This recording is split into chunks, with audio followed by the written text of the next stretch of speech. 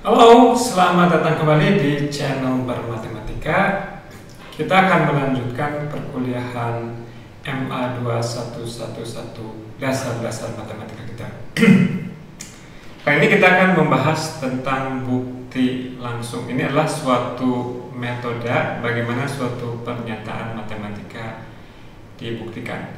Untuk lebih lanjutnya, mari kita simak bersama-sama. Oke, pertama kita ingin memberi penekanan terhadap pentingnya sebuah definisi. Nah, definisi ini memberikan kejelasan dan memberikan presisi tentang makna suatu terminologi, makna suatu kata. Dan dengan definisi ini kita bisa atau mampu untuk mengomunikasikan suatu ide yang kompleks dan juga untuk menghindari kesalahpahaman. Nah, di dalam matematika Anda mungkin sering mendengar istilah-istilah yang seringkali juga ada padanannya di kehidupan sehari-hari. Katakanlah kata sempurna, misalkan ada kata asli, bilangan asli, misalkan. Apa yang dimaksud dengan bilangan asli? Nah, bisa kita lihat bahwa pendefinisian itu sifatnya subjektif, ya. Jadi sebetulnya kita boleh-boleh saja memberikan arti terhadap suatu kata. Nah, misalkan ada suatu istilah di mana beberapa matematikawan menggunakannya dengan cara berbeda. Itu nggak masalah. Atau suatu konsep yang sama yang diberikan dua istilah yang berbeda, itu juga hal yang wajar. Nah, ketika ada suatu konsep diberikan istilah yang berbeda, nanti lama-kelamaan kedua istilah ini akan berkompetisi dan ada pemenangnya. Pemenangnya ini ditentukan oleh komunitas, oleh matematikawan-matematikawan yang lain, yang mana yang lebih disukai untuk digunakan. Dan pada akhirnya ada istilah yang dominan, dan itulah istilah yang kita pakai. Jadi ketika kita berhadapan dengan suatu definisi, kita harus aware, kita harus sadar apa yang dimaksud dengan definisi tersebut, dan kita tidak boleh menginterpretasikannya di luar apa yang dinyatakan di dalam definisi tersebut. Nah, si definisi ini tentunya sangat penting ketika kita ingin membuktikan sesuatu. Sebagai contoh, misalkan ada istilah ruang vektor. Ini harus kita pahami dulu apa yang dimaksud dengan ruang vektor, sehingga kalau ada suatu pernyataan yang mengatakan bahwa setiap ruang vektor punya basis, tentunya kita harus memahami dulu ruang vektor itu apa, basis itu apa. Jadi sangat-sangat penting peran definisi dalam matematika. Sangat sering terjadi bahwa banyak bukti itu merupakan konsekuensi logis, konsekuensi langsung dari sebuah definisi. Nanti kita akan melihat beberapa contoh tentang hal ini. Oke, direct proof, ini harusnya definisi ya, bukan example. Suatu bukti langsung adalah metode untuk membuktikan pernyataan P mengakibatkan Q. Jika P maka Q. Untuk membuktikan pernyataan jika P maka Q, maka di sini kita pertama mengasumsikan bahwa si pernyataan P ini benar. Nah, di dalam pernyataan P ini mungkin ada definisi-definisi yang terlibat, sehingga untuk kita bisa mencapai ke Q, kita mungkin perlu mengelaborasi apa artinya kalau P mempunyai sifat ini. Definisinya apa? Nah, si definisi ini kemudian kita pakai. Nah, selain definisi, kita juga bisa memakai aksioma atau hasil-hasil sebelumnya yang sudah diketahui kebenarannya. Oke, dari kumpulan itu semua, maka dari pernyataan P kita bisa mendeduksi suatu pernyataan lain, P1 misalkan. Dari P1 kita bisa mendeduksi dapat pernyataan P2, sehingga kita punya suatu rantai dari pernyataan P mengakibatkan P1 mengakibatkan P2, dan selanjutnya sampai kita mendapatkan Q. Nah, seringkali di tengah-tengahnya itu, di dalam rantai logika tadi, kita macet nih. kita mentok, kita baru nyampe P2, tapi kita nggak bisa melihat bagaimana caranya dari P2 ini agar nyampe ke Q. Nah, seringkali kita juga perlu berjalan secara mundur. Apa ya yang bisa mengakibatkan Q? PN apa yang bisa mengakibatkan Q? Dan kita bergerak mundur selanjutnya. Nanti kita mencoba menghubungkan di tengah, apakah kedua arah ini bisa kita sambungkan dengan sebuah argumen. Oke, untuk contoh kecil kita lihat di sini. Tunjukkan bahwa jika n bilangan bulat genap, maka n kuadrat juga genap. Nah, di sini kita perlu mengetahui dulu genap itu apa artinya. Ya. Definisinya apa genap itu? Nah, definisi yang disepakati adalah bahwa bilangan n merupakan bilangan genap kalau n itu bisa kita tuliskan sebagai 2 kali dari suatu bilangan bulat K. Nah, perhatikan bahwa di sini huruf K itu arbitrary, dia cuma dummy variabel saja.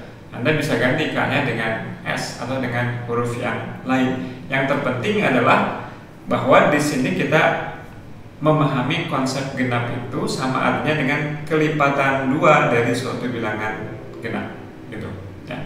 Oke, jadi ini si P-nya itu adalah kita punya n sama dengan 2K, ya.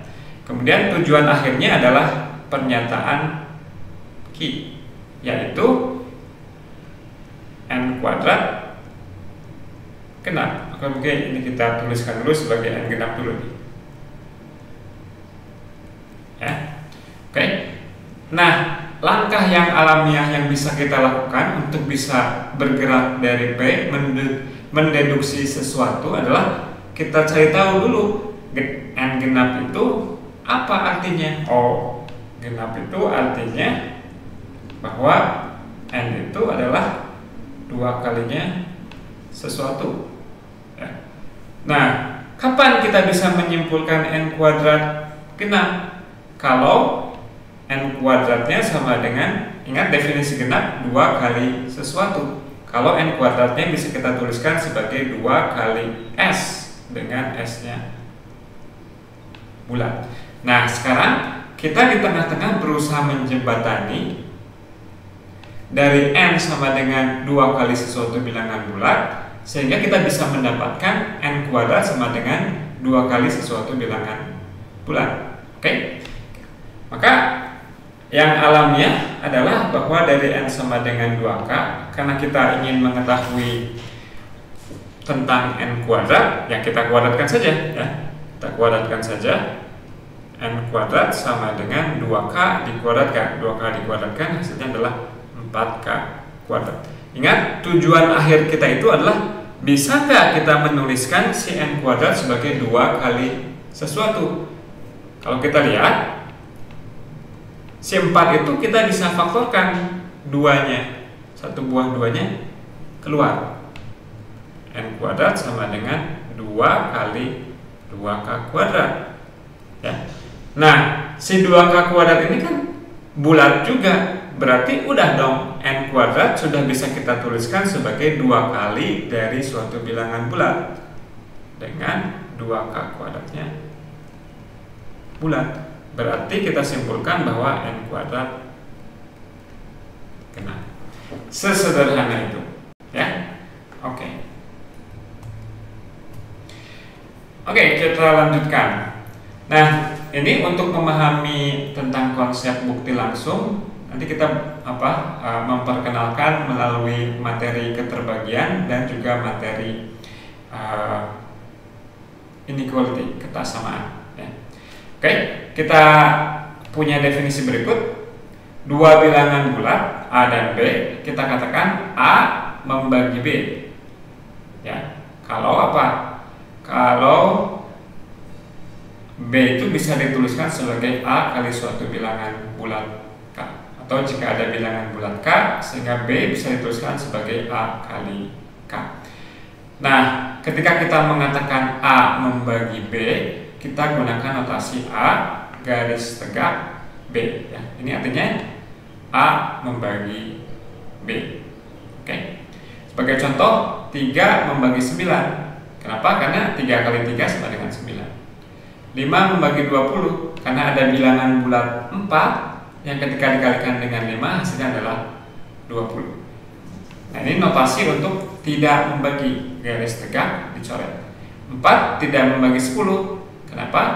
Karena tidak ada bilangan bulat K sehingga 10 sama dengan 4K ya. Oke.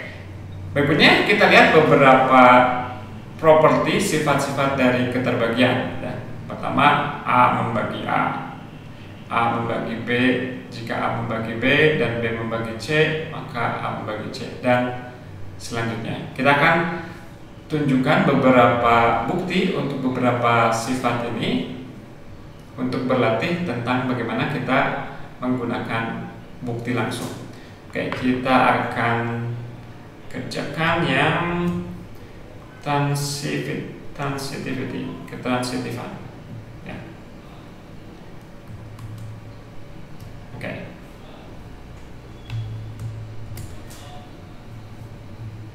Oke, kita ingin membuktikan bahwa jika A membagi B dan B membagi C, maka A membagi C.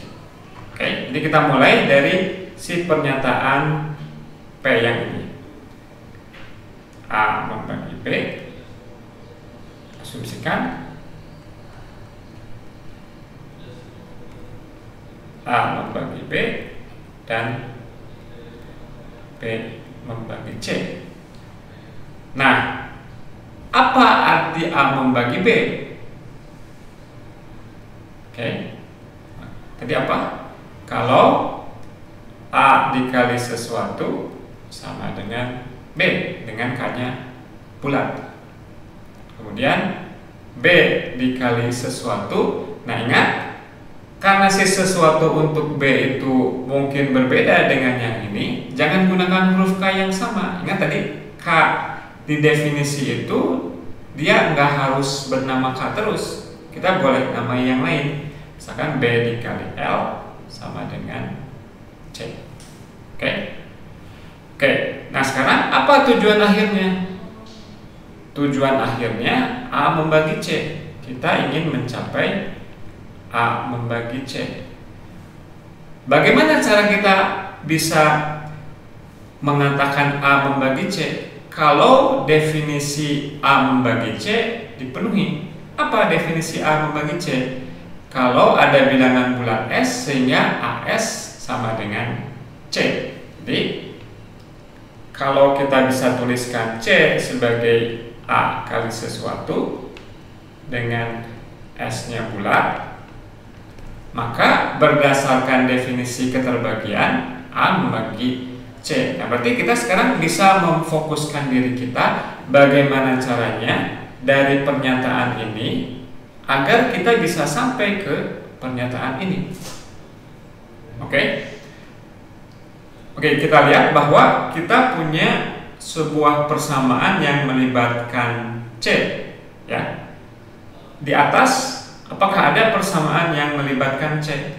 Ada. C itu sama dengan B kali L ya. Nah, kita inginnya C-nya nggak diganggu gugat, C-nya berdiri sendiri. Oleh karenanya kita mencoba melihat B kali L-nya. Bisakah kita melakukan sesuatu terhadap B atau L? Oh, B-nya kita ketahui, B-nya sama dengan A dikali K. Berarti B-nya bisa kita gantikan dengan A dikali K ya.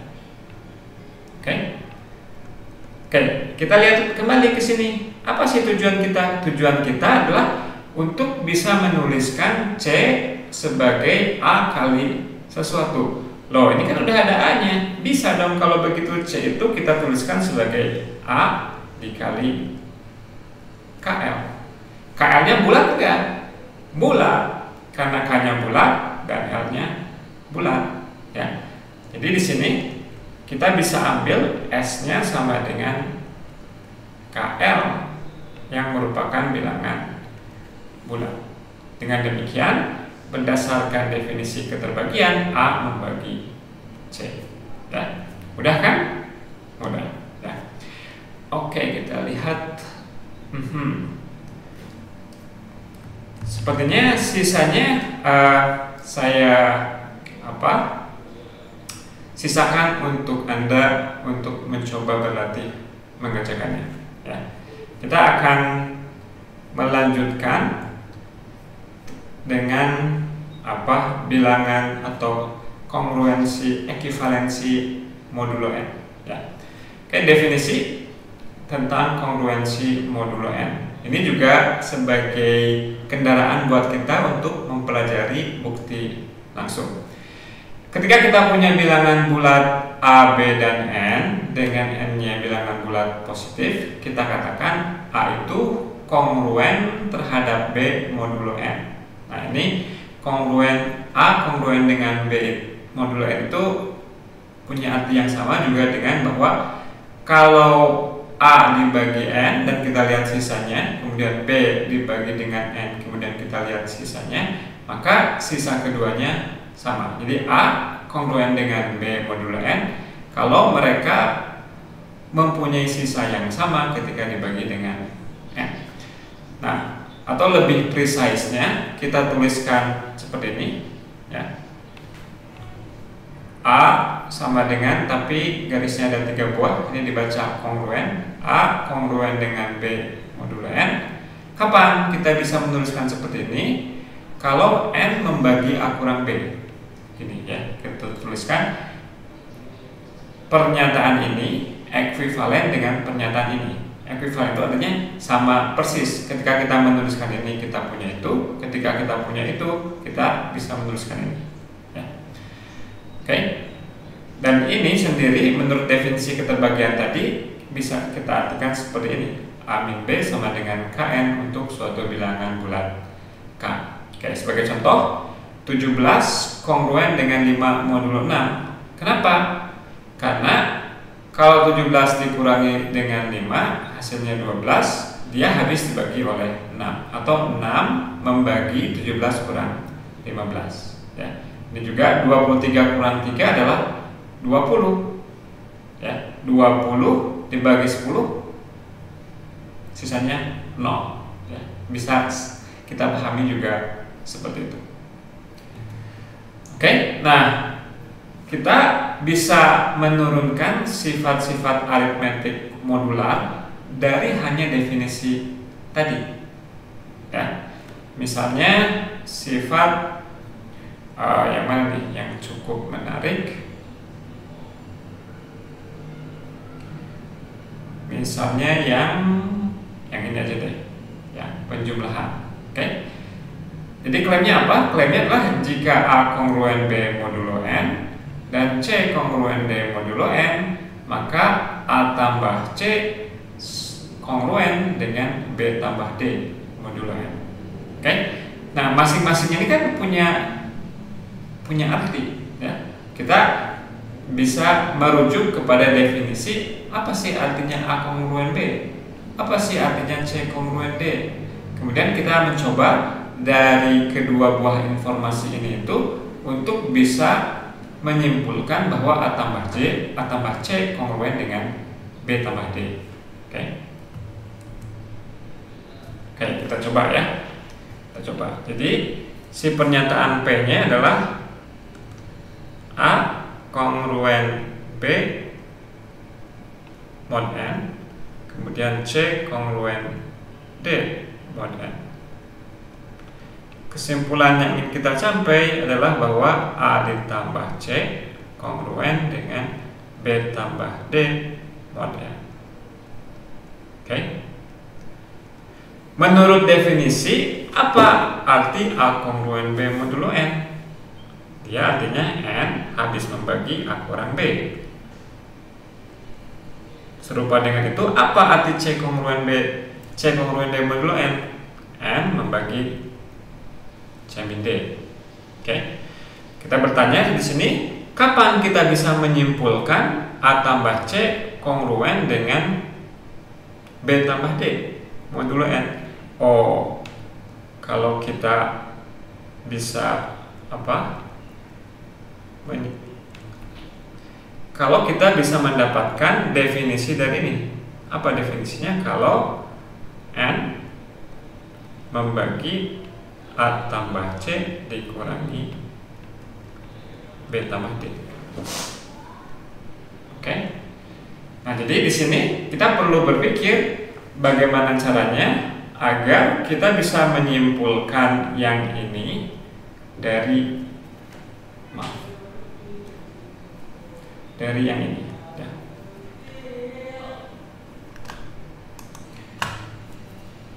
Oke. Nah, kalau Anda lihat tadi dari beberapa sifat keterbagian, ada sifat bahwa kalau A membagi X dan A membagi Y, maka A membagi X ditambah Y, ya, atau X kurang Y, sama aja, ya. Oke. Nah, kalau kita lihat si A tambah C kurang B tambah D ini bisa kita dapatkan dari N membagi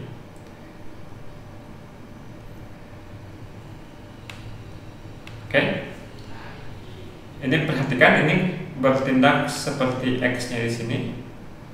Oh, ini udah nggak kebaca ya. Saya tuliskan di sini.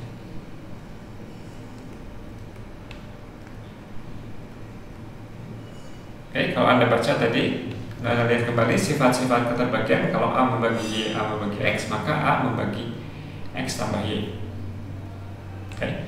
Nah, jadi kita pergunakan sifat itu. Nah, ini yang tadi dikatakan bahwa selain kita bisa menggunakan definisi, kita juga bisa menggunakan hasil-hasil yang sudah ada sebelumnya. Tadi sifat-sifat keterbagian, anggaplah kita sudah menerimanya, kita sudah membuktikan, Anda sudah membuktikannya terlebih dulu, maka kita bisa menggunakannya. Oke. Nah, sekarang A min B ditambah C min D itu kan persis sama dengan ini, ya. Jadi kita bisa bilang karena A min B tambah C min D sama dengan A tambah C dikurang B tambah D, maka kita punya yang ini, ya. Nah, tapi yang terakhir ini adalah persis arti dari A tambah C kongruen dengan B tambah D. Dengan demikian kita bisa menyimpulkan bahwa betul A tambah C-nya kongruen dengan B tambah D, betul ya. Oke, nah ini Anda punya banyak tugas nih untuk mencoba sifat-sifat yang lain. Nah, ada dua aspek yang berbeda antara Anda bisa membuktikan sifat-sifat tersebut dengan Anda akrab dengan sifat-sifat tersebut dan bisa mengaplikasikannya. Jadi, selain Anda bisa membuktikan, Anda juga harus rajin berlatih untuk mencobakan sifat-sifat tersebut. Di mana ya sifat-sifat ini bisa saya pakai? Anda harus bertanya-tanya seperti itu. Jadi selain Anda membuktikan teorema, proposisi, Anda juga bisa menerapkannya. Nah, mungkin Anda juga bertanya-tanya, ini banyak sekali sifat, gimana saya mengingatnya? Memang udah diingat, akan tetapi Anda mengakrabinya. Ya, bedakan aja antara Anda misalkan mengingat nama seseorang dengan Anda mengenal baik dengan orang tersebut, gitu ya. Jadi ketika Anda mengenal baik orang tersebut, nggak usah dihafalin kan namanya, dia akan hafal dengan sendirinya. Bahkan selain namanya, kita mengetahui lebih dalam apa sifat-sifatnya, apa karakteristiknya dari orang tersebut. Demikian juga dengan hasil-hasil matematika. Kita nggak menghafalkannya di permukaan, tapi kita mengakrabinya, menggunakan sifat-sifat tersebut dalam berbagai macam konteks. Sehingga ketika kita ingin mempergunakannya, ya kita sudah akrab, sudah kenal dekat dengan sifat-sifat tersebut.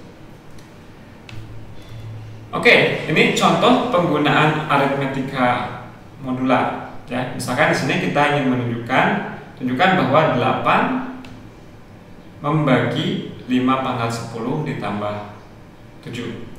Pertama, kita tinjau 5 kuadrat itu adalah 25.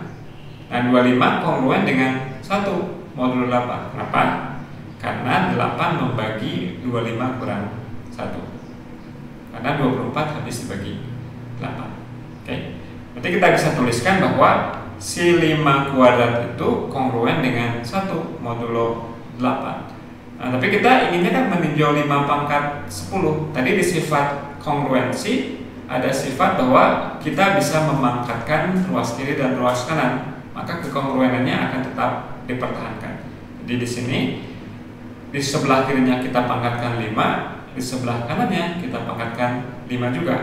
Kalau 1 dipangkatkan 5, ya hasilnya tetap 1 ya.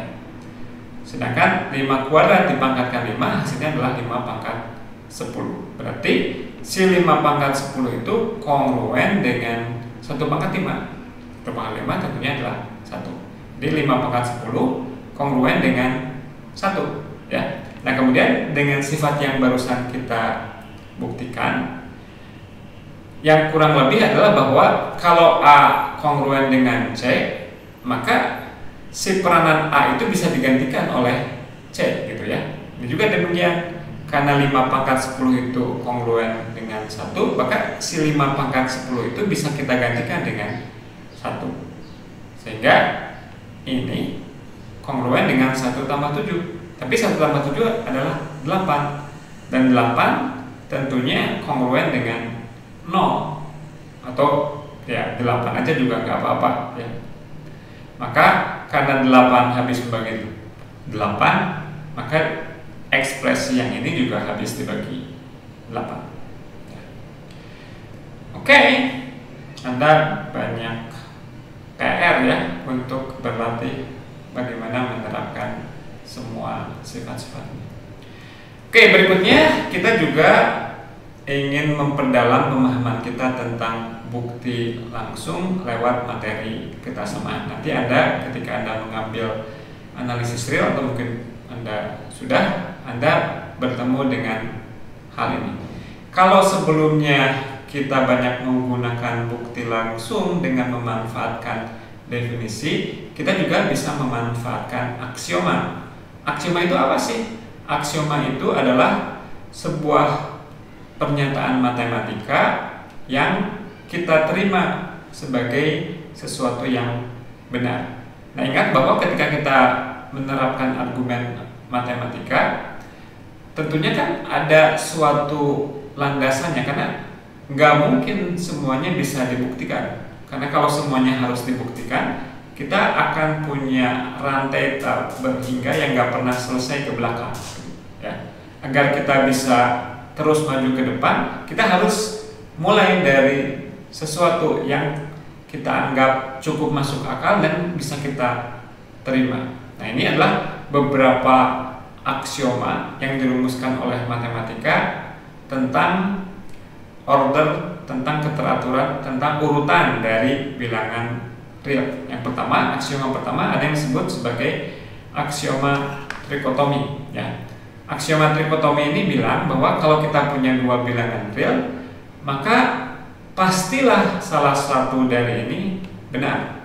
Either A kurang dari B, A lebih dari B, atau A-nya sama dengan B ya. Jadi pasti salah satu ini benar, dan nggak mungkin nggak mungkin bahwa A dan B itu memenuhi dua item ini secara sekaligus. Salah satu ini benar dan hanya satu yang benar untuk A dan B tertentu. Kemudian ada sifat transitif. Kalau A lebih kecil dari B dan B lebih kecil dari C, ya tentunya A harus lebih kecil dari C. Nah, ini juga sesuatu yang kita anggap logis, masuk akal, dan kita masukkan sebagai aksioma, kita terima saja sebagai suatu kebenaran, sebagai pondasi agar kita bisa melanjutkan teori kita. Kemudian sifat aditif, kalau A kurang dari B dan kita punya sembarang C bilangan real, maka kalau kita tambahkan C ke kedua ruas, si ketasamaannya tetap dipertahankan. Ya, kurang lebih ini analoginya kalau kita punya timbangan yang satu lebih berat dari yang lain, kalau kita tambahkan berat yang sama kepada kedua lengan timbangan, ya si lengannya tetap akan seperti ini, ya nggak akan berubah jadi seperti ini karena kita menambahkan sesuatu yang sama ke kedua lengan. Kemudian ada sifat multiplikatif. Kalau A kurang dari B, kalau kita punya ketasamaan dan ruas kiri dan ruas kanannya kita kalikan dengan suatu bilangan positif, maka si ketasamaannya tetap dipertahankan. Nah, Anda juga mengenal ini mungkin secara sekilas di matematika 1A. Oke. Nah, Anda lihat bahwa semua sifat ini ya innocent, artinya kita bisa dengan segera setuju bahwa sifat-sifat ini si aksioma-aksioma ini akan kita pergunakan untuk membuktikan hasil-hasil berikutnya tentang ketasamaan pada bilangan real. Oke, sebagai contoh, ini adalah beberapa sifat yang bisa kita turunkan yang merupakan implikasi dari aksioma-aksioma yang kita daftarkan tadi. Oke, kita lihat yang mana nih yang agak menarik. Kita coba buktikan result number 2 ya. Kalau A positif dan kurang dari B, kemudian C positif dan kurang dari D, maka AC lebih kecil dari BD. Nah, mungkin Anda secara instinktif sering mempergunakan sifat ini ya. Bahkan juga sering keliru menerapkan hal ini karena Anda nggak mengecek syarat bahwa si A nya harus positif dan C nya harus positif ya. Oke, kita coba buktikan. Jadi kita punya bahwa ini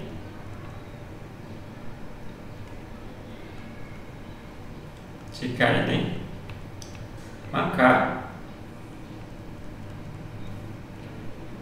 AC lebih kecil dari PD ya.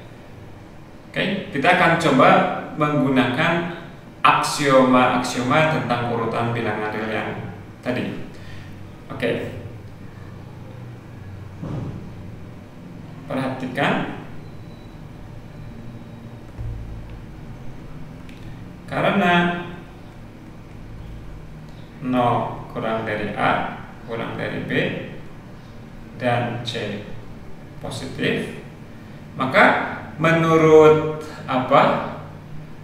sifat multiplikatif tadi, kalau kita punya ketasamaan dan kita kalikan dengan bilangan positif, maka ketasamaannya akan dipertahankan.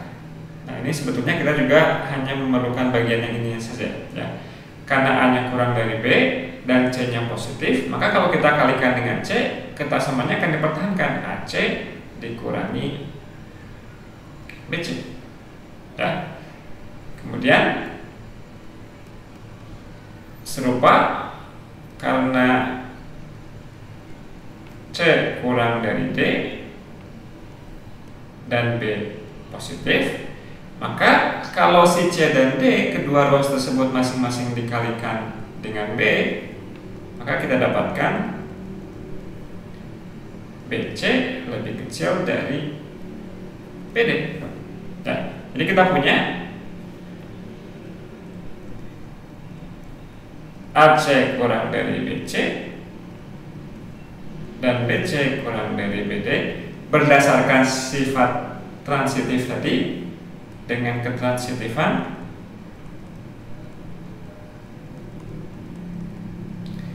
AC kurang dari BD ya, begitu ya. Oke. Nah, Anda lagi-lagi punya tugas untuk mencoba menunjukkan sifat-sifat yang lainnya. Nah, seperti yang saya bilang tadi, setelah Anda berhasil membuktikan sifat-sifat ini, juga nanti Anda perlu menginternalisasi sifat-sifat ini sehingga dia menjadi bagian dari pengetahuan Anda. Anda menggunakannya secara ekstensif sehingga seringkali kemudian ketika Anda belajar matematika lanjut, ketika Anda menggunakan sifat-sifat ini, dia nggak dibilang lagi, nggak dirujuk lagi. Ini dianggap sebagai sifat-sifat yang obvious yang Anda harus tahu. Ya, Anda bisa pergunakan begitu saja tanpa Anda harus membuktikannya terlebih dulu. Oke, nah Anda punya banyak soal-soal latihan untuk memantapkan pengetahuan Anda tentang sifat keterbagian dan sifat modular aritmetik. Ini bisa Anda coba kerjakan di contoh-contoh atau di latihan soal-soal berikut. Ya. Kemudian juga saya sediakan latihan yang bisa mengasah skill Anda dalam membuktikan dan juga dalam mempergunakan sifat-sifat yang sudah dibuktikan sebelumnya. Ya, ini ada latihan-latihan juga. Oke, demikian kuliah kita kali ini. Terima kasih atas perhatiannya. Sampai jumpa pada video-video selanjutnya.